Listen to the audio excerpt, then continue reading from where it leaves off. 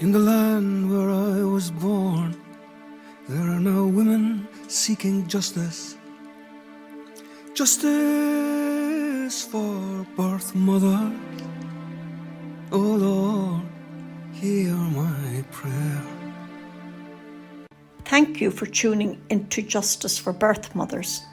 My name is 𝐚𝐜𝐿, co-founder and convener to the Alliance of Birth Mothers Campaigning for Justice, Ireland's largest non-Tusla funded group advocating on behalf of birth mothers in difficulty with Tusla, the Gardai and the family court. The mothers that we support are bound by the in-camera rule, which means they could be jailed for speaking outside the family court about what's happening to them. To overcome the silencing of these birth mothers and give them a voice, I interviewed 20 of them that I've personally come to know since our group was formed in 2019. They volunteered to describe their experiences in great detail to let the world know about the ongoing state abuse of mothers and children in Ireland. The voices you're about to hear are the voices of the women who offered to read the transcripts of what was said to me. I want to warn you in advance that you will probably be disturbed by what you're about to hear. Today's podcast is the 7th in the series Justice for Birth Mothers, and it deals with experts who prepare reports for the family court. Last March, 𝐵𝑖𝑟𝑡ℎ 𝐬𝐿 and the Primetime Investigates team exposed the fact that psychologists operating in the private sector can set themselves up as a psychologist without any qualifications whatsoever, and this area is not regulated. Psychology services in Ireland are totally unregulated. The system as it currently is a mess. Anybody can set up and claim to be a psychologist. I've decided to put that to the test and set myself up as Dr. 𝐵𝑖𝑟𝑡ℎ 𝐬𝐿, psychologist, because I can. I've set up my own website. I'm now ready to go. Even though I've absolutely no background or qualifications as a psychologist, I'm going into the area of autism assessments, where people are desperate to get services. I'd like some qualifications to show my clients, so I've decided to enrol at Sheffield State University in America. On the face of it, it looks like a legitimate enough website. So what kind of qualifications will I get? Well, that just depends on how much I want to pay. If you want the full package, you can have a doctorate degree with thesis for 849. And the date of graduation, well, that's completely up to us, it seems. We now have our psychology practice in place. But of course, we are not going to go ahead with this. That would be ethically wrong. But unfortunately, as we've shown here today, anyone can set up a psychology practice, and the market is there. Since 2007, 𝐜𝐴 is the state body that has responsibility for regulating psychologists and other professions. After 15 years, 𝐜𝐴 still hasn't regulated the sector. Anyone can set themselves up as an expert and, for example, prepare so-called expert reports for the family court. 𝐜𝐴 told RTE Investigates that, and I quote, "The establishment of regulation for a new profession is a complex process." And they went on to say that the psychological profession presents a number of unique challenges. Veteran Fine Gael TD Bernard Durkan has highlighted the goings-on in the secret family courts on at least 30 occasions in the Dáil since September 2022. This is what he had to say on the 20th of September 2022. The situation is simply this, that I know this family well, and obviously with the procedure, family law procedure, both sides have an opportunity to make their case and have it challenged.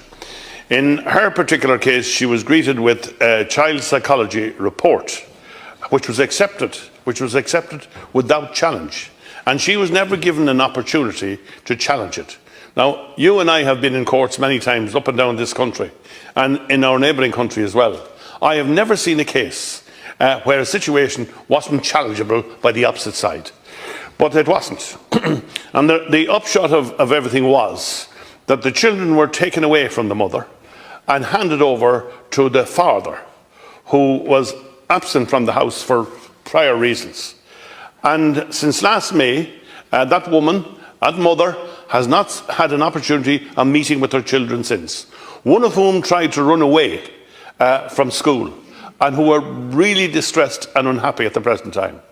Now, the mother of the children is always regarded as the primary carer, and to take the children away from its natural mother is the most appalling thing that can be done to any woman, because it challenges her right to be regarded as a good mother. This woman, she rejects vehemently all the charges that were made against her. But most of all, in leading up to a final decision, she's been prevented from talking to her children on the basis that she might turn them against their father. I think that's not a good enough excuse. I think the mother's rights are being violated, and I know that she was in touch with Tusla. I was in touch with Tusla myself. Tusla was very helpful, but Tusla have been barred from intervening as well by the powers that be. So I want to say this, that for whatever reason, an attempt is being made, whether Guardian ad litem or some other rule that we haven't seen before. I have my own ideas of why this happened. But it is, and incidentally, obliquely, she was threatened if she raised it with any public body, including Tusla or public representatives. So my answer to that kind of thing is this: well, you know, we're glad to hear from you, but we've heard from the like of that before. And threats don't count when it comes to that. But essentially, the most important thing is that the mother's right to be with her children is protected. If the courts decide afterwards, on the basis of evidence which has been challenged on one side or the other, and correctly challenged, then by all means we'll accept that decision. But nothing until that comes about. Deputy Durkan raised the matter again a month later in October 2022. The use of Section 47 reports and the degree to which the courts take into account the Section 47, which I have previously relayed to the Minister, and relayed to the House twice, in fact, in recent times, whereby a court messenger can, by virtue of his or her recommendation to the court, make it possible to take away the children from a mother who is, in order to ensure a particular outcome to a forthcoming case. That's really what it amounts to. And in cases that I have dealt with in recent times, the mothers have been separated from their children, have been subjected to appalling indifference and callousness by the system, whereby they are removed from their children removed from them callously, and put in a place of the determination of the court, but which in turn can predetermine the outcome of a family law case. Now, I recognise that the family law cases are held in camera as well. I think there's a case for removing the in-camera rule and let the air into the system to such an extent that everybody knows what to expect when they go. And incidentally, I'm not blaming judges or anything like that. I'm simply saying that these issues need to be dealt with. We need to deal with them in this House by way of legislation, and I hope that the Minister will introduce legislation in this regard. If I could go on for a very long time in relation to how we deal with these issues when they arise, I think it's important to bring them to the attention of the House and to the Minister, whatever the issues are. Even though the House may say, well, this is a matter for the courts, you have to bring it right to the courts. That's not our function. That's not our function in this House.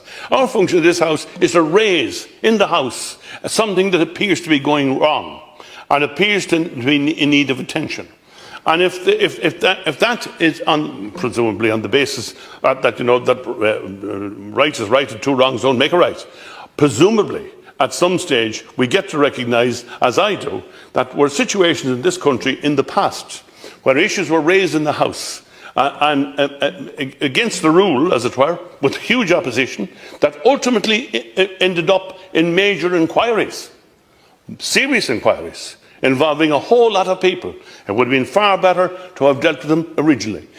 And I finish again by simply drawing to Section 47. Minister, it needs to be dealt with, and it needs to be dealt with soon, because there will be a tragedy.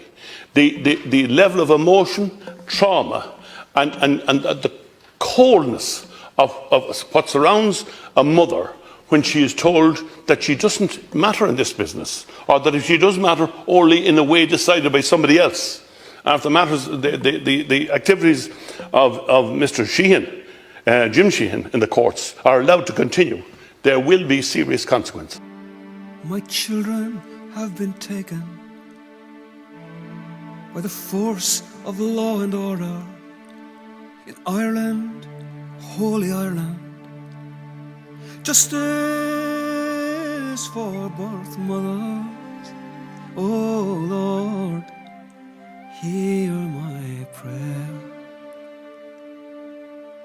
Amy's troubles began when she reported to the Gardaí that her children were being sexually abused by their father. A court expert was appointed by the court who wrote a report recommending that the children be handed over to the father.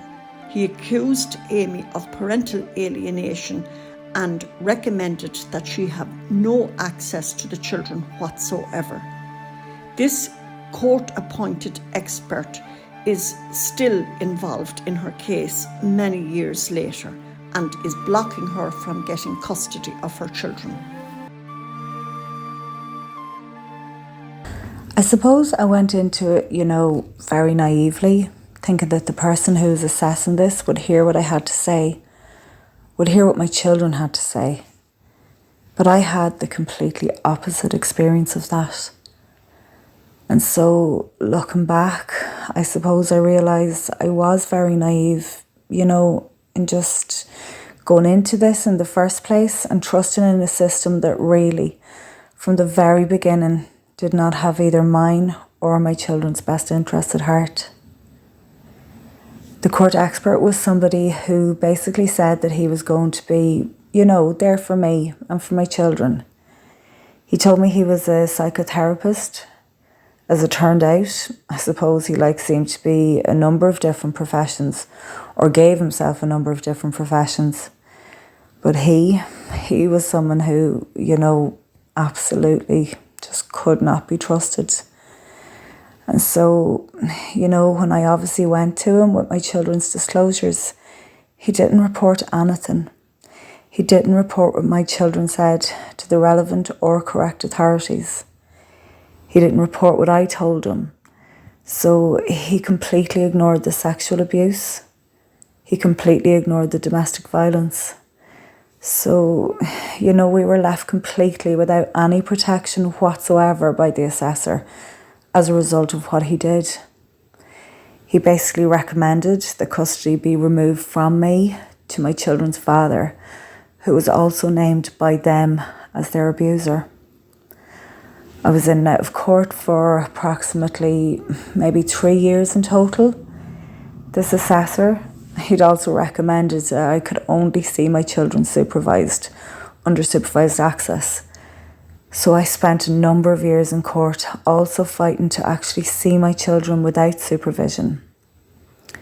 The supervision isn't something that's run by the state. It's a for-profit private business that's operated by people who have no proper qualifications and no training in this area. And so they just set up and hire people. And then obviously these people are supervising predominantly mothers and children in these situations without really knowing the full extent, I think, of what's going on or what's happening. But this particular company that was used in my situation for my supervision was run by somebody who didn't have any qualifications or the proper training to be working with women and children in this situation. It was extremely expensive.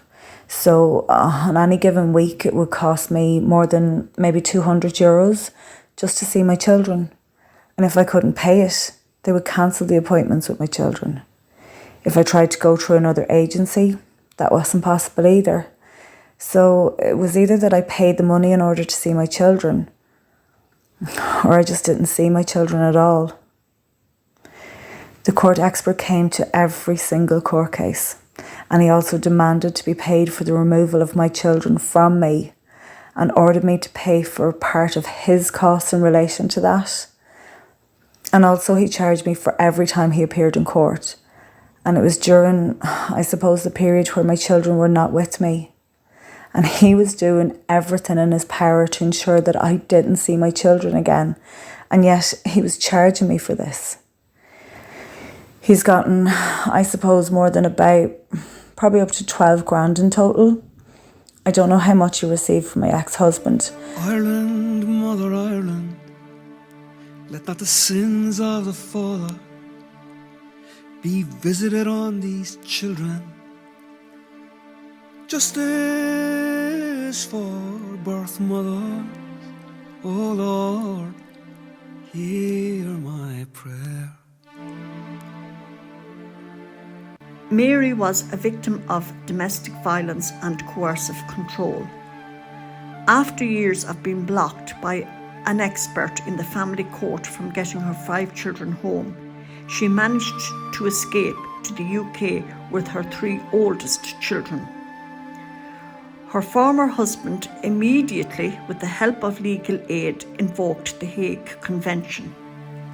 The judge in the Royal Court of Justice said it was the worst case of child abuse that they had ever come across, having studied an 80-page report prepared for the court by 𝐤𝐿𝐴𝐻, which is the UK Child Protection Agency. The judge put a protection order on Mary and her 3 children and issued an 𝐸𝐶ompass alert to their school, notifying them that their father was an abuser and a danger to them. He was also put on the Interpol list. In spite of this, Tusla has repeatedly said that they have no concerns for the welfare of the 2 children living with him, despite several notifications from their school principal that they are being abused. The court expert in Mary's case is the same one involved in Amy's case, and he is accusing her in the same way as he's accusing Amy. He's accusing both of them of parental alienation, and he recommends that the children remain with the father. Solicitors just seemed to be dragging everything on. I'd run up massive legal bills. One particular day I was coming across the bridge in Dublin, and I stood there and I thought, I can't do this anymore, and everybody will be better off without me. And I honestly, for the very first and last time in my life, I contemplated throwing myself off the bridge because I thought, I just can't do this. I just can't. I made the decision to move over to the UK. I had my girls' passports. The girls had been living with me for 3 years and he never went to court to have access to them. So I got on a boat. I intended coming back to Ireland for my other 2 children as soon as I got settled in the UK. I had my mind made up that I was going to come back and pick them up from their school, say nothing, and suffer the consequences. When I arrived in the UK, I had to try and build a life for myself and my children from the very beginning. When my ex discovered that I had left the country, he invoked the Hague Convention, charging me with child abduction, even though he hadn't bothered to see them for a few years. It was brought to the Royal Courts of Justice in London. He had a full English legal team that the Irish Legal Aid Board paid for. He turned up to London to fight his case. I didn't have the money to get a solicitor for this, so I had to fight the case myself. Now, I did find an amazing domestic violence advocate who was an absolute angel in disguise. And she helped me with all my paperwork. She came to court with me. She was incredible. The percentage of children that get returned home out of the UK is extremely high. 𝐤𝐿𝐴𝐻 represents children in family court cases here in the UK. A lady from 𝐤𝐿𝐴𝐻 was appointed by the court. She didn't interview me, she interviewed my children. It was all about the children and all about their feelings and their wants. I have an 80-page report she wrote for the court outlining everything that my children had been through and all the stuff they disclosed to her. Her report said that I never alienated the children from their father and I never stopped them from seeing him. She stood up in court in the Royal Courts of Justice and gave that evidence to the judge. The judge said it was one of the worst abuse cases she had encountered, and the judge said that the children were to stay with me and that they were to be made wards of the UK courts so that he could never come near them again. She put a protection order on all of us, a protection order on my home, and she issued an encompass alert for their school to notify them that their father was an abuser. We now have a level of protection here in the UK that is not available for women in Ireland. As he left the courtroom, he screamed, "I hope you die in a car accident, and if you don't, I'll come back and kill you myself." So now he's on the Interpol watch list. The judge said that my 2 other children needed to be returned to me, but obviously, because she is in the UK, she didn't have jurisdiction over my 2 youngest children in Ireland. She advised me to go back to court in Ireland. Then COVID struck. The children weren't in school. They weren't with any other outside influences. So they were getting more and more and more manipulated and blackmailed. There was no way of letting them know that I was still fighting for them. They were cut off from everyone. I later discovered that at one point they were told I was dead. And then at another point they were told that I picked my 3 favourite children and I hated them. So when I got back into the Irish court system, I had no money to pay for a solicitor. I had used up all my money paying off the previous €42,000 bill to the solicitor. So I thought, look, this should be easy. I won the case in the UK hands down. The evidence was all there and the 𝐜𝐴𝐻 report was still there. Like it was there for the judge just to go and read it. Yeah, these children should be with their mother. The evidence is there. So naively, I went back to court, thinking this was all going to be sorted out quickly and I would get my children back. I had won my case in the highest court in the UK. That's not what happened. I was treated like shit. I thought that I had a solicitor to represent me, but she refused to represent me because she said I did not comply with the court expert recommendation and get a bigger house. So I marched on and I started the process of trying to win the other 2 children back. I thought I'd be home and dry. First up, the court appointed a so-called expert that is known the length and breadth of Ireland by mothers in my situation. Once he is appointed, it is certain that you won't get your children back. I'm now 2 years in and out of court, and I'm nowhere near getting my children home. He started off by giving me the impression that he was on my side. I have a great relationship with our school headmistress. He contacted her. She told me that she gave him a full report on the many concerns she had about the children from how they were presenting in school. He never wrote any of that in his report. I'll give you some idea of how evil this man is. He told me that he would recommend that I get my children back in 6 months, but first I would have to begin building a relationship with them. He said he would arrange for me to meet them in his office. I flew to Dublin in the middle of a horrendous storm. I made my way to his office. I was terrified that my ex was going to be in the vicinity.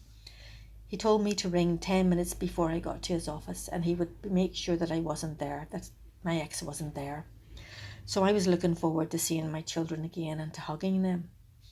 When I got to his office, he opened the door and said the children weren't there, that their father had changed his mind. I now know that the children were never going to be there and he brought me on a fool's errand. And he made me a coffee and he said to me, "I can see through him, your ex. He said your daughter needs to be with you and I'm going to recommend 6-month easing in. You're going to come over here twice a month to build a relationship and after 6 months, I'll recommend she comes to live with you." So I walked away from that thinking, this is amazing. I'm going to get my daughter back and hopefully build a relationship with my son. None of this happened. In fact, quite the opposite. He tried to take my 3 daughters in the UK part of the court case in Ireland, even though it had nothing to do with them. He told the judge that he needed to speak to them. I was really against it, but he kept dangling the carrot that if I let him speak to my daughters, I would get my other daughter back. So against my better judgment, I arranged a Zoom call with my daughters. I was in the room with the girls. He asked them crazy questions. He said, I am a very rich man. I have a private jet. If I take you with your brother and sister, where would you like to go? This was the type of stuff he was saying to them. My eldest daughter, who is 19, got annoyed with him. When he wrote his report for the court, he said that I had turned the children against their father. My daughter is an adult. I had no control over her getting angry with him. The next court case was April last year. I flew back and thinking, okay, he's going to recommend I'm going to have my daughter. This is progress. When I got to the court, it was an Easter recess, so they had opened the court specially for my case. And when I walked into the court, I was on my own. He walked in, then my ex walked in, and they began hugging each other. I thought to myself, that's weird. They were tapping each other on the back and giggling and laughing in the corner. I wasn't given his report until that morning. I was sent to one room with it, and my ex went to the other room. Bear in mind that the 𝐤𝐿𝐴𝐻 report was 80 pages long. The report was only 3 pages long. His recommendations were that I needed to see a psychologist and that I needed to do a course on parenting before the court could even consider letting me have my daughter back. He said that if I got my daughter, there was a danger that I would alienate her from her father. 3 pages of crazy stuff. I mean, I have 3 fabulous daughters over here who are going amazingly well in school, and they've got friends and they've really blossomed. He said that I needed to make friends with my ex and to start and build a relationship with him, and then maybe perhaps my ex would let me speak to my daughter. This was the recommendations, and that's what the judge stuck with. And here I am today, over a year later, no closer to getting my children home.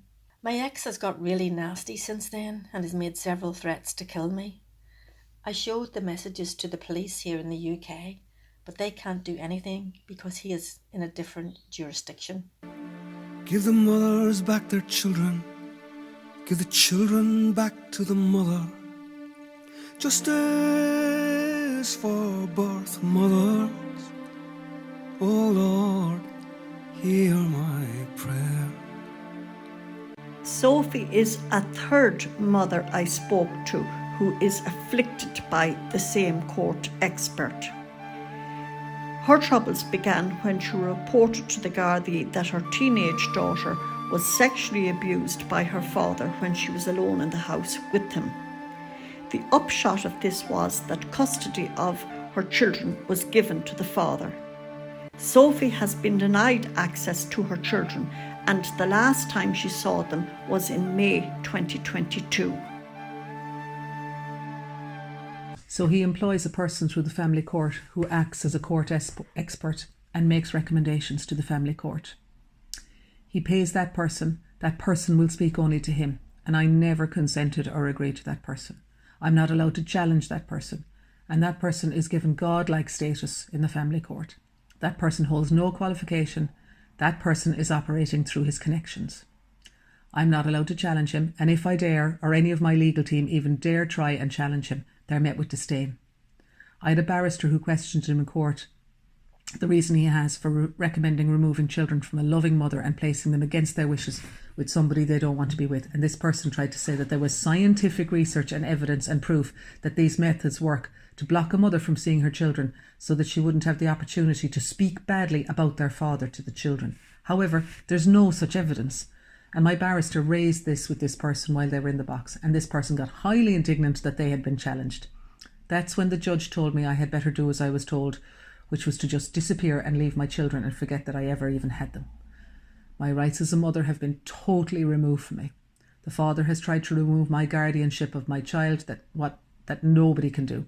He's going around saying he has sole guardianship of these children, which he doesn't. He has temporary custody. And because of the court expert who's paid by the father, who's employed by the father, who is, in my opinion, biased and oppositional towards me, there is no reason that I have no access to my children. The expert is being shielded by the in-camera rule. He knows he can commit perjury and he's never going to be prosecuted for it. I've been told by my legal team that the expert I'm subjected to despises women like me and that he hates somebody who is articulate and intelligent and able to stand up to him. Because of this court expert who recommended that the children be given to the father, the Gardaí went into their school and took them out of it and handed the children over to the father. The last time I properly saw my children was the morning I was going to court, which is almost a year and a half ago when I brought them to school. I kissed them goodbye and I told them I'd see them later, and I never saw them again because they were removed against their wishes in great stress by the Gardaí. Motherhood is hard, support the mother and the child together. Do not tear this love asunder. Support, respect the mother. Justice for birth mothers. Oh Lord, hear my prayer. Deputy Durkan, this is part of your ongoing crusade. Thank you. Thank you, 𝐴𝐿, and thank you for allowing me to present at the House again. This relates, of course, to the ongoing different concept that is not recognised or is not supported, but is strongly contested nationally and internationally by various proponents and opponents, to the effect that women who are mothers and their children are forcibly separated. It also applies to some men, and only allowed under very special situations to speak over the telephone. And in some cases they're separated for a number of years, with obvious consequential hardship and stress to the parents, and also obviously in danger of creating serious health and mental health problems for the children. It sounds unreal, and very few people will believe that it happens, but it happens under the cover of the in-camera rule, where anything can happen and cannot be reported outside and isn't reported outside, and Tusla cannot intervene because Tusla is subject to the in-camera rule as well. And it has been used extensively by Mr. Jim Sheehan, whom I've mentioned before in the House, and a number of his cohorts. It is a very lucrative campaign in the sense that it costs about €8,000 for every report, and it's supposed to be an expert report. It subsequently transpired that not all the people who make these reports are experts or have any competence at all in the particular area. But without saying this was eventually any more about, this was taken up by the Special Rapporteur on human rights in the UN. And to such an extent that she made a recommendation to the effect that the concept be legislated for and stricken off the books and stricken out of the jungle, and to be expunged completely from any form or shape of use or anything like it in family law cases in the future. This will have the effect of at least having a level playing field when such cases are being discussed. It will mean that the terrible burden and the stress that is being caused to many parents all over the country will be lifted. It will also mean then when the states and this state and other states legislate to eliminate it, that no other concept, similar pseudo concept, can be reintroduced, as it were, under the radar in order to do the same job. It is not necessary. It is not necessary in law. It is not in accord with the Constitution. It is not in accord with the civil rights or the human rights of the individuals. And it is sad to say that we in this country, in a freedom-loving country, and that we boast, and rightly so, of our freedom, all the freedoms that are available through the membership of the European Union and in this country as a republic itself. It is sad that this practice continues, and in the first instance I ask that the legislation be seriously considered in the shortest possible time in order to address what is a scandal and a serious blot on our society that this allows to happen, albeit under the in-camera rule. Minister, please, and thank you for being here to deal with this. Thanks very much, 𝐶𝐿, and I want to convey my apology on behalf of my colleague, Minister for Justice, Helen McEntew, who cannot be here, matter due to another commitment. Ciarán O'Donnell, Junior Minister of State with responsibility for local government, explaining to Deputy Bernard Durkan on the 13th of July last why the Minister for Justice, Helen McEntee, couldn't be in the Dáil chamber to respond to what he had just said. In fact, this is not the first time that Minister McEntee has not made herself available in the Dáil chamber to respond to what Bernard Durkan has raised on more than 30 occasions since September 2022. Minister for Justice Helen McEntee is fully aware of what is happening and had a private meeting with Sophie. Next up, we hear what Tammy has to say. Tammy was a victim of domestic violence that resulted in her former partner getting a very lengthy jail sentence. Tusla used this as the excuse to remove her children, and she has fought for many, many years to have them returned home to her. One expert did a psychological report, so that was done over a course of 12 weeks. He stood up in court and told the judge I had a severe cognitive learning difficulty and that I was lucky I was able to turn on a light switch. This is hilarious because I have availed of back-to-school education and I actually passed higher level maths. In fact, I didn't fail a single subject. The second court expert that I had was worse than the first. He was just vicious. He said I had this passion for getting into domestic violent relationships because I had low self-esteem in myself and I was going to put my kids at risk if I got them back. He said I had a learning difficulty as well, as I spoke with very poor grammar. Look into your mother's face.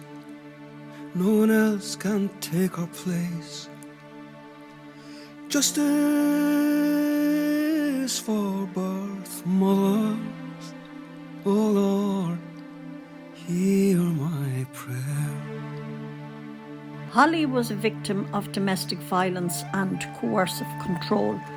When the relationship with her children's father broke up, he made false allegations about her to Tusla, saying that she was abusing the children, and this resulted in the children being taken from her.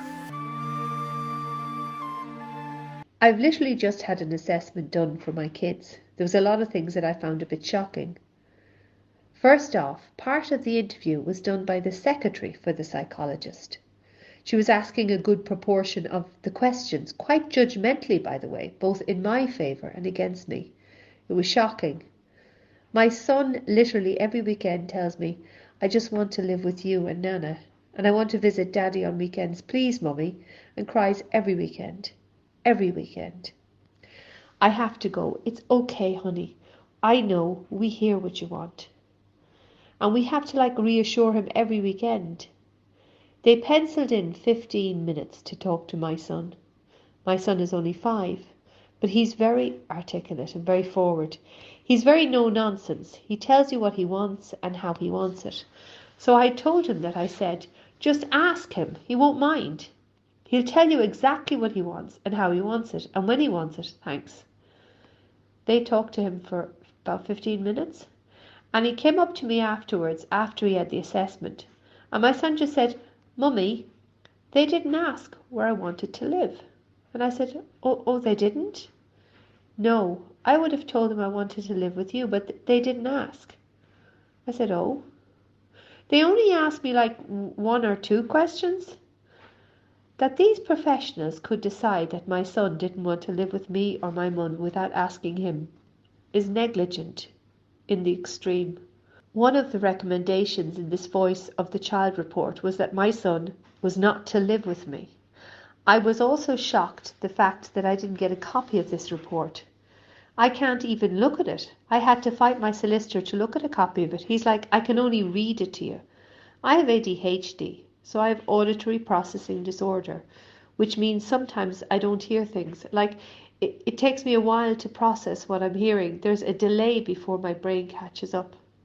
So usually I do things visually or written just because of that, so I don't miss anything.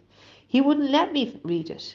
I had to fight to read it, and I still don't have a copy. And there's no reason why parents cannot have a copy so they can be prepared to go into court. Because there was a lot there in the report that my solicitor and barrister were missing completely, that I still don't remember fully, because I didn't have the time to write notes and find out what was really being said. And it's shocking, the fact that most of my communication was with the secretary. She was acting like a bloody psychiatrist. There's no reason why we shouldn't be able to have access to court expert reports. It was bloody expensive. It's ridiculously expensive. It cost me €2,200, and that's with my ex's legal aid paying 500 of it.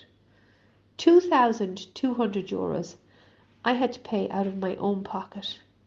There was never a proper assessment done both times when they took my children. One song you don't want to hear is the cry of the mother and her child taken from her. Justice for birth mothers, oh Lord, hear my prayer. The Alliance of Birth Mothers Campaigning for Justice is aware that Paul Kelly, the President of the District Court, was informed earlier this year that courts are not Garda Vetting the experts that are being appointed to interview children.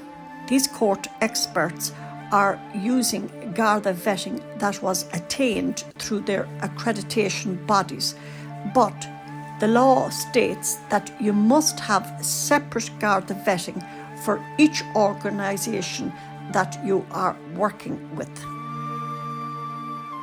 Next up, Muriel. Shortly after Muriel moved to a provincial town, a local man approached her in an attempt to solicit her daughter for sex. She reported this to the Gardai.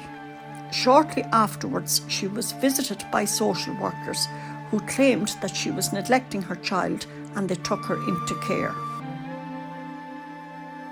I've had an expert appointed by the court write up a report with a psychological assessment of my character without that person ever having met me face to face. They were able to give psychological accounts of my character, such as that I lacked foresight and I don't understand my child's needs, but they never spoke to me. This is all based on hearsay. I've never been spoken to by this expert. They never sat in a room and spoken with me. They never seen me with my child. During lockdown, another expert, who doesn't even live in the jurisdiction, wrote a report, and she never met my child. She never met me, and then she gave her expert opinion about our relationship. She wrote a glowing report praising the foster family and saying they were a perfect family for my daughter. And it turns out that the whole time they were being evaluated, my daughter was actually being abused in that home. So I really wouldn't have much faith in the efficiency of this so-called experts, and they are answerable to no one. Give the mothers back their children. Give the children back to the mother. Justice for birth mothers. Oh Lord, hear my prayer. Maeve is a professional lady holding down a very responsible job. Nevertheless, she was a victim of domestic violence and coercive control. When her daughter disclosed that she was sexually abused by her father, Maeve reported this to the Gardai. Shortly afterwards, Tusla got involved and the children were temporarily removed from her care. So the experts that I had, I was lucky that a friend of mine knew of this expert. And it turned out that she wasn't an expert as per, the court regulations. But that friend of mine had warned me about her reports and showed me some evidence that an open letter was sent to Minister Shatter in 2013 about her. And at that point I said to my friend I would like to make up my own mind. And I didn't hold much weight. I like to see things for myself. This expert, my husband, had made me try see her prior to when we were living together. And that was on the advice of his legal team. I eventually found out that she was actually very good friends with his solicitor, and it appeared that kind of proved to be my detriment then, because she just did a report that was nothing to do with me or my family, or what even the teachers were saying. I had to sack my legal team and represent myself because they weren't going to speak up for me. And when I showed to the judge the evidence of what teachers were actually saying, and evidence against what she was saying, thankfully her report wasn't used against me. But I can wholeheartedly say that she wasn't qualified to do the report.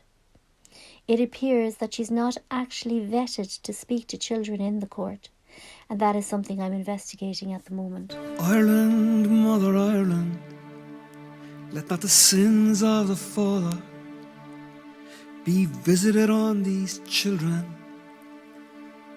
Justice for birth mothers, oh Lord, hear my prayer.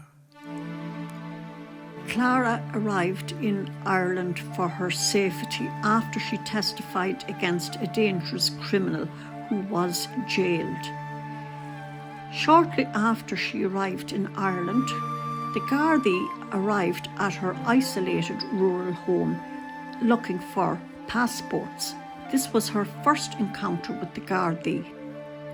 Over a number of years, they removed her children on 3 separate occasions. On the first occasion, they arrested her and her children were put into care. The judge ordered that they be handed back to her immediately. On the second occasion, Tusla returned 2 of her children and held on to 1 of them. And finally, after the guards arrested her a 3rd time and removed her children, they were kept in care, and she has waged a battle over many years to get them home. There was a so-called expert appointed that was a social worker before she became a so-called expert. She might as well have been working for Tusla. She was paid by Tusla and she was working in the same building as the other social workers. I didn't notice any difference between her and the other social workers. Her recommendations were the exact same as the social workers. There was another solicitor in the court to help her, and so there was 2 solicitors in the court against me as the mother. I had no solicitor. So there were 2 solicitors from 2 different firms, 1 solicitor for her and the other solicitor was for the social workers. It was a team effort of 2 different solicitors to attack me, the mother. It wasn't anything to do with assisting the child or assisting the family. Look into your mother's face. No one else can take her place. Justice for birth mothers, oh Lord, hear my prayer. Danielle is a professional lady who was in a loveless marriage where she was being coercively controlled, and she was also a victim of domestic violence. Her husband tried to have her committed to a mental hospital, saying that she suffered from mental illness. He did succeed, actually, in getting some professionals to believe that Danielle was mentally ill. Well, I'm of the very firm opinion, because I've been around a while now and I've seen a lot and I've applied for files all over the place, and I'm a pretty smart person. And I don't think the lack of accreditation is really the problem. I actually feel it doesn't matter if they're accredited or not. They're all as bad as each other, even the accredited ones, because the accredited ones have not been held to account. There's no avenue for complaints. There's an avenue for complaint for social workers. It's just more of the same with this country. Cover up every avenue you go. And I know because I've been around the block. And there's no regulation of these so-called experts. They actually leave out some of the stuff you tell them. Anna, if a criminal had to do a psychological report to hopefully get released from jail, isn't he going to answer the questions in a way that he'll get out of jail? He or she is going to give all the right answers. So the hope is to get out early. Well, it's the exact same with abusers. They know how to give all the right answers. And the problem is the psychologists and the so-called experts don't see through it, or if they do, they don't care. Because the easiest option is to leave the children where they are. even when it's with an abuser, and they nearly get pissed off with you. Sorry for using the word. But they seem to get annoyed if you get upset when you're talking to them about the abuse, because they're not interested. And they don't seem to be interested in the legacy that will happen to your children later on, because there will be a legacy later on. I have no doubt about that. My own GP wrote in a report. She wrote herself that there's a legacy to this. So why did these psychologists seem to be absolutely clueless? I saw one guy, he had qualifications all over the wall, and he laughed at some of the stuff I told him, and he thought it was funny to greet me with his final report and say, see, you're not mentally unwell, as if it was a joke. It's misogyny against women. That's what I have to say about experts. Look into your mother's face. No one else can take her place. Justice for birth mothers. Oh Lord, hear my prayer. Lucy developed a dependency on alcohol after the accidental death of her son. She went to Tusla looking for help, and when she got her life back in order again, her daughter returned home to her. Sometime later, Lucy had a slip, and again she sought help from Tusla. This time, however, the story was different.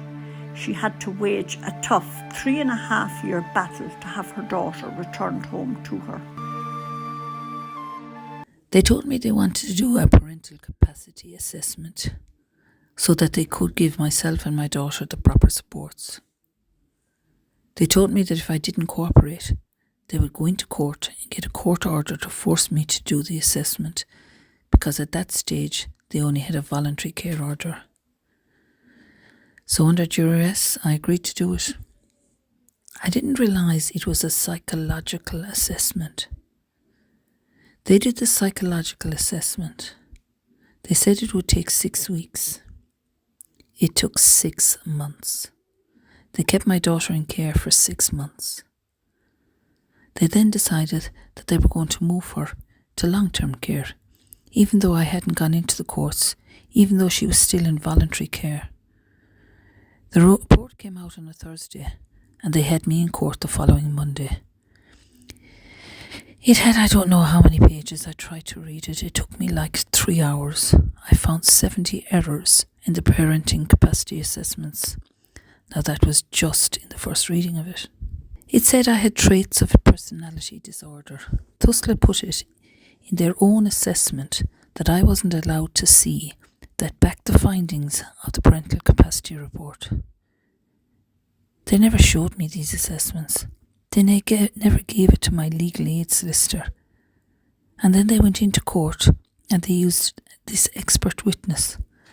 I looked for an adjournment because of all the errors, but they refused, and Tusla was given an interim care order, and I was told to come back in 4 months. The court expert said I needed to attend psychotherapy, even though I had already been in psychotherapy for 2 years for trauma. They had letters from people I'd worked for years in different groups, saying I had no psychological issues. They had a letter from my doctor saying I had no history of mental illness. I had a report from a psychological evaluation that said I had no mental health issues. And even though I had all the evidence to show, none of it was shown to the judge. Because she was an expert. Her voice was heard and not mine. Later on, she was asked to do a reassessment, and she did this over the phone.